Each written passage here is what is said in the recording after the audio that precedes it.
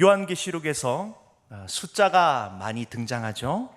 14만 4천 명, 12, 7이라든지 오늘 본문에 등장하는 666이라든지 많은 숫자가 등장합니다. 숫자는 상징으로 풀어야 통하죠. 문자적으로 해석하면 오역합니다. 상징은 네 가지 원리의 해석이 필요합니다. 역사적으로, 또 문화적으로, 언어적으로 본문의 흐름에 맞게 해석해야 안전합니다. 오늘 계시록 13장에 등장하는 이 바다에 나온 짐승이나 그 바다에 올라온 짐승을 경배하고 수종드는 땅에서 올라온 짐승과 그리고 말미에 등장하는 666은 모두 상징적 의미로 그 시대적 배경과 문화, 언어, 문맥의 틀에 맞춰야 의미가 통하는 것입니다. 사도 요한은 당시 1세기 전 세계를 주름잡던 로마 제국, 그 중심에 서서 자신의 보호자를 강하기 위해 황제의 숭배를 강요했던 도미티안 황제와 그리고 그 권력 부산물에 취해 아첨하고 예속된 유대 종교 지도자들이 있죠. 이들은 하나같이 사단의 하수가 되어 하나님과 어린 양의 피로 구원받은 거룩한 권속, 교회와 성도를 박해하는 세력입니다. 그 유대 종교 지도자들의 특징에 대해 상징적으로 말씀하고 있는 것이 바로 오늘 읽은 본문의 말씀입니다. 먼저 11절 말씀에 내가 봄에 또 다른 짐승이 땅에서 올라오니 어린 양같이 두 뿔이 있고 용처럼 말을 하더라. 앞선 1절에서 10절에서는 바다에 올라온 짐승을 묘사하고 교회와 성도를 핍박하는 그 역할을 말씀하죠. 바다에 올라온 짐승은 당시 최강대국, 지중해 바다를 낀 로마 제국과 황제를 의미하죠. 로마 제국은 용 사탄으로부터 권세와 힘을 부여받고 얼마 동안 교회를 대적하고 핍박하지만 결국 예수 그리스도의 복음 앞에 굴복합니다.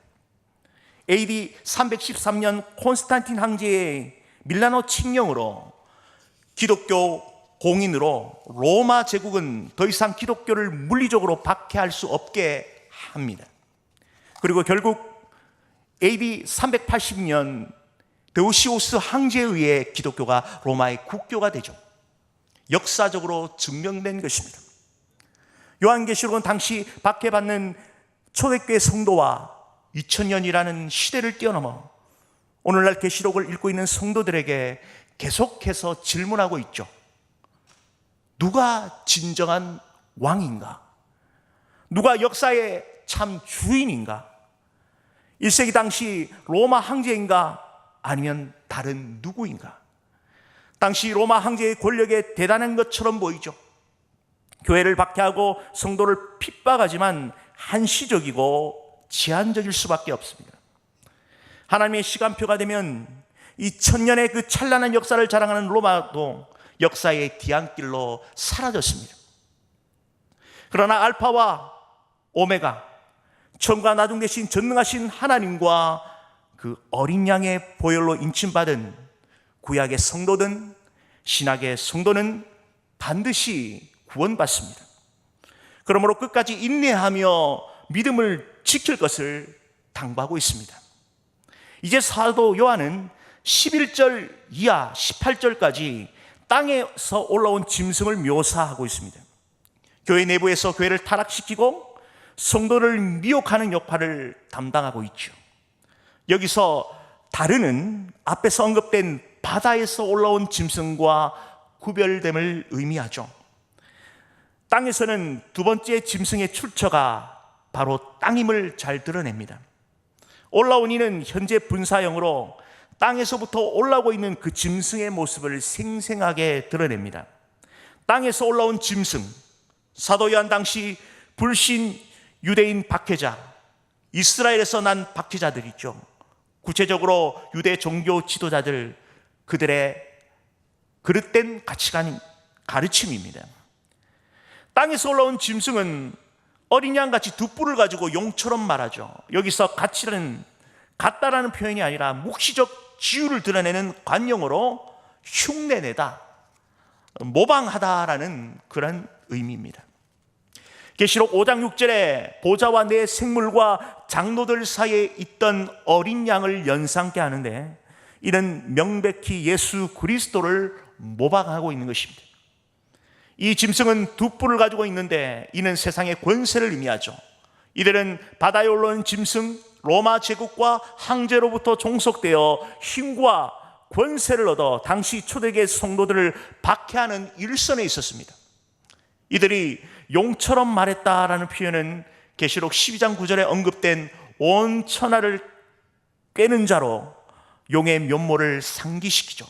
이는 거짓 선지자로 택한 성도를 미혹시키는 역할을 감당했습니다.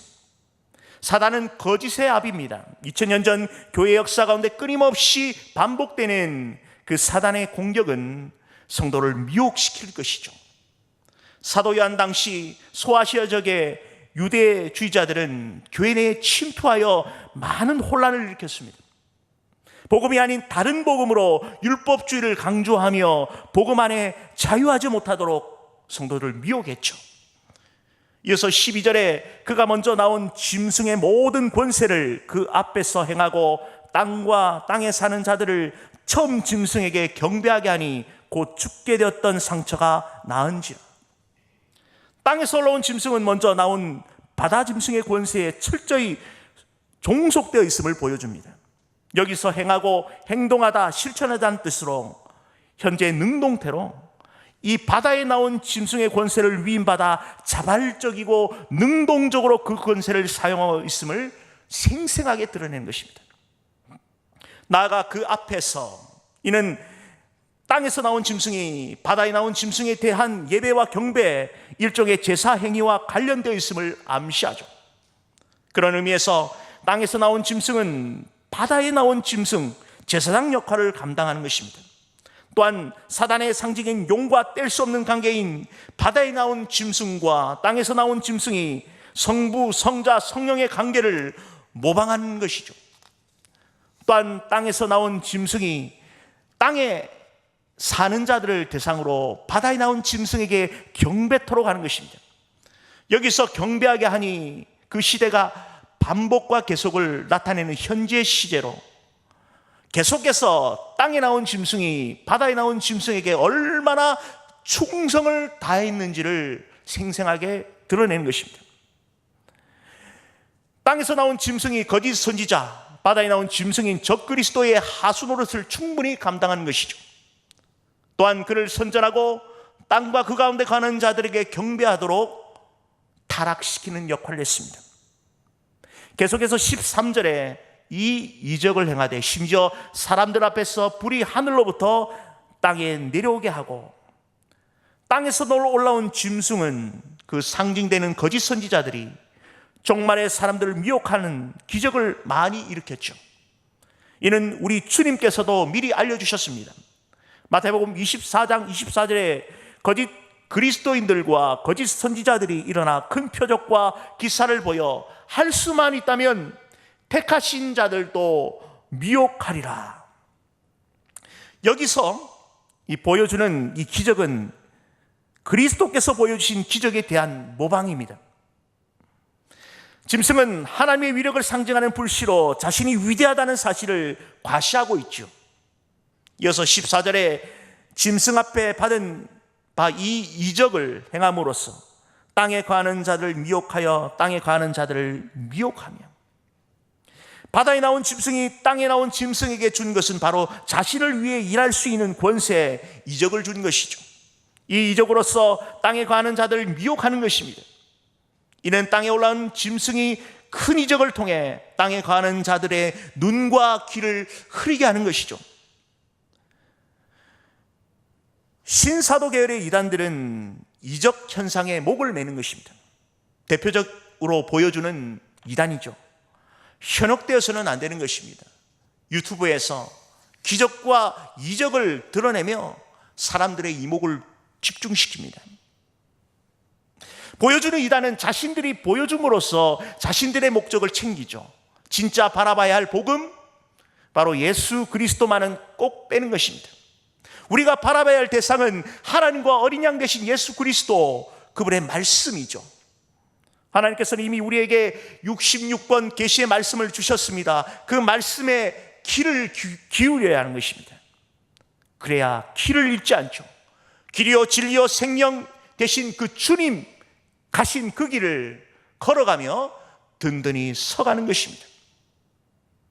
계속해서 14절 하반절에 땅에 거하는 자들에게 이르기를 칼에 상하였다가 살아난 짐승을 위하여 우상을 만들라 하더라. 바다에서 나온 짐승이 선지자요, 또한 제사장격인 땅에서 나온 짐승은 철저하게 바다에 나온 짐승에 종속됩니다.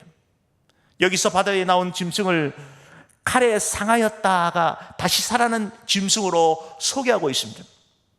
칼에 상하였다가 살아난 짐승은 이 칼로 자결했다가 알려진 네로가 사실상 죽지 않고 파르티아 제국에 은신하고 있다가 로마에 습격할 것이라는 풍문을 반영한 설도 있습니다. 그러나 궁극적으로 주목할 것은 칼은 어린 양 예수 그리스도의 입에서 나오는 하나님의 심판의 말씀을 상징하죠.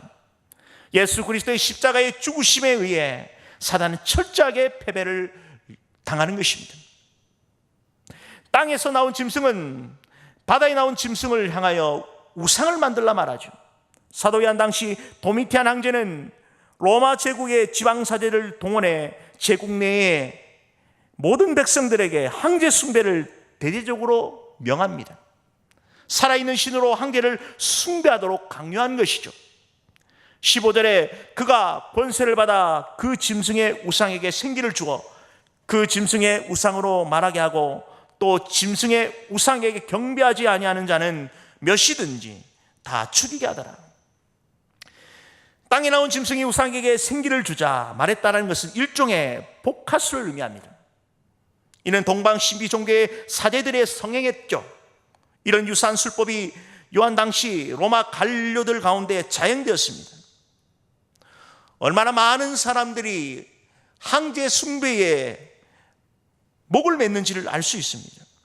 이 당시 황제 숭배를 제도적으로 얼마나 강요했는지를 알 수 있죠. 로마 제국 안에 있는 국가들은 황제 숭배 신상 유치권으로 로마 정부로부터 엄청난 재정적인 부를 축적할 수 있었습니다. 로마가 다른 시민 국가로부터 걷어내는 세금만 해도 어마어마했죠. 그 많은 자금을 자국의 안녕을 꾀하기 위해 황제 숭배에 마땅한 예산과 투자를 아끼지 않았던 것이죠. 더 심각한 것은 이 황제 숭배 끝까지 동참하지 않으면 목숨까지 잃게 된다는 것입니다. 이 짐승의 우상에 경배하지 않으면 처참하게 죽습니다. 당시 초대교회 성도들은 엄청난 핍박과 박해 속에 삼중고의 고통을 당했습니다. 로마 제국의 황제 숭배의 강요와 그 권력의 편승에 유대 지도자들의 핍박과 그리고 그의 깊숙이 침투해 성도를 미혹하는 거짓 선지자 이단들의 공격을 온몸으로 받아내야 했습니다. 그 중에서 가장 곤욕스러운 것은 바로 황제 숭배죠. 만약 이를 거역하면 자신의 목숨뿐만 아니라 가족들까지, 심지어 함께 동고동락했던 교들까지 잔인하게 고통당하며 목숨을 잃게 되었습니다. 당시 로마가 그리스도인들에게 얼마나 잔혹했는지를 보여주는 한 일화가 있습니다. 끝까지 예수 그리스도의 신앙, 바로 살아계신 하나님의 아들 구세주로 고백하는 그 믿음을 버리지 않으면 혹독한 시문과 박해를 가하죠. 그래도 끝까지 부인하지 않을 때에 최종적인 방법으로 그들의 자녀들을 짐승의 털옷을 입게 한 후 밖으로 나가게 합니다. 이때 사나운 짐승을 수일째 굶겨둔 채 풀어놓는 것이죠. 아무것도 모른 채 무방비로 거리에 방치된 그리스도인들의 자녀들은 맹수들로부터 무참히 살육당합니다. 자식이 비참하게 죽어가는 그 광경을 똑똑히 보라고 로마 군인들은 강압하죠. 자식을 잃어 망연자실한 그리스도인 옆에 두려워 떠는 또 다른 그리스도인들에게 로마 병정은 이렇게 질문합니다. 이래도 예수 그리스도를 믿겠느냐? 차라리 자신이 순교당하는 것이 낫지 생떼 같은 자식이 죽어가는 모습을 볼 수가 없는 것이죠.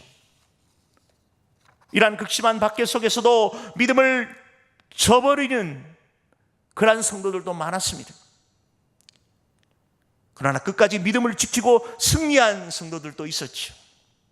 사도 요한을 통해 주신 이 계시록의 목적은 어떠한 시험과 박해 속에서도 굴하지 않고 믿음으로 이겨내려는 동료의 말씀인 것입니다. 또한 믿음의 시험에서 떨어지고 낙심하고 절망하고 있을지라도 이미 하나님과 어린 양의 보혈로 승리하심이 우리에게 주어졌음을 굳게 믿고 다시 한번 일어나 회복할 것을 격려하고 있는 말씀이기도 합니다. 다시 본문으로 돌아와 16절에 그가 모든 자, 곧 작은 자나 큰 자나 부자나 가난한 자나 자유인이나 종들에게 그 오른손이나 이마에 표를 받게 하고, 땅에 나온 짐승은 모든 자에게 그 오른손에나 이마에 표를 받게 합니다. 여기서 표는 카라그마, 문자적으로 긁힌 자국을 의미합니다. 이것은 하나님의 종들의 이마에 이를 받는 것에 대한 모방이죠. 계시록 7장 3절에 이르되 우리가 우리 하나님의 종들의 이마에 인치기까지 땅이나 바다나 나무들을 해하지 말라. 이는 하나님의 소유를 의미하듯 짐승의 표는 사단의 소유를 뜻합니다. 짐승의 표가 주어지는 부위가 오른손과 이마입니다. 이 오른손은 힘과 능력을 상징하는 것으로 짐승의 표를 받은 자는 짐승의 통제 아래 힘과 능력을 발휘하죠. 그리고 이마는 사람의 인격을 상징하는 것으로 짐승의 인을 받는 자는 전인격적으로 짐승에 대한 복종을 의미하는 것입니다. 계속해서 17절에 누구든지 이 표를 가진 자 외에는 매매를 못하게 하니 이 표는 곧 짐승의 이름이나 그 이름의 수라. 매매는 시장을 뜻하죠. 이것은 사고 파는 일체의 상행위를 의미합니다. 사도 요한 당시 황제 숭배를 거부하는 자에게는 일체의 상행위가 금지되었습니다. 표는 본래 상업적 문서에 붙이는 것으로 황제의 이름과 날짜가 찍힌 인들을 가리키는 전문 용어입니다. 이는 로마 제국은 황제 숭배를 강요하기 위해 경제 제재라는 강력한 무기를 사용하고 있습니다. 이 표를 받지 않으면 물건을 살 수도 팔 수도 없는 그러한 경제적인 고립에 빠지게 되는 것입니다. 이 표는 짐승의 이름이나 그 이름의 수라고 밝히고 있습니다.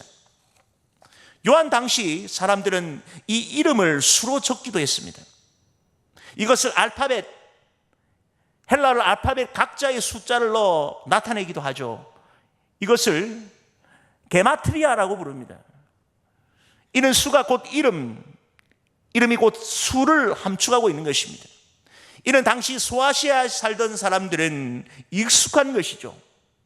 예컨대 평소에 알고 지내던 사람 중에 이름이 하나라는 이름을 가진 사람이 있다라고 가정해 봅시다. 누군가가 하나야라고 부르면 그 사람 고유의 이름이 되는 것이죠. 또 하나는 무엇입니까?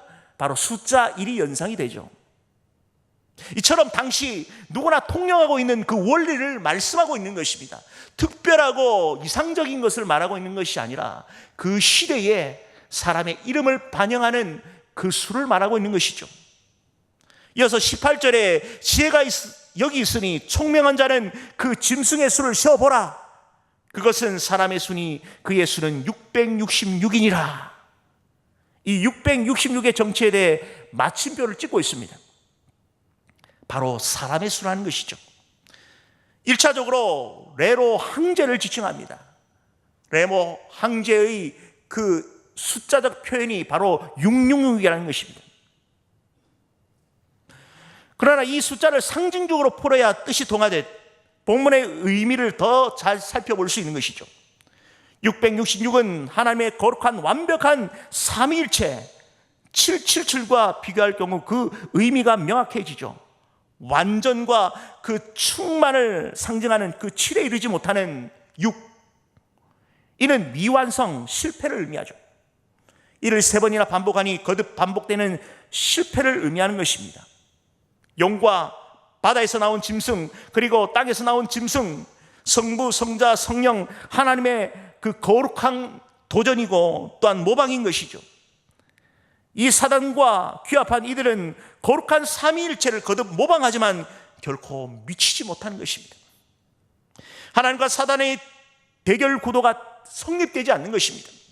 사단은 거룩하시고 전능하신 그 하나님 앞에 접근도 못하는 것입니다.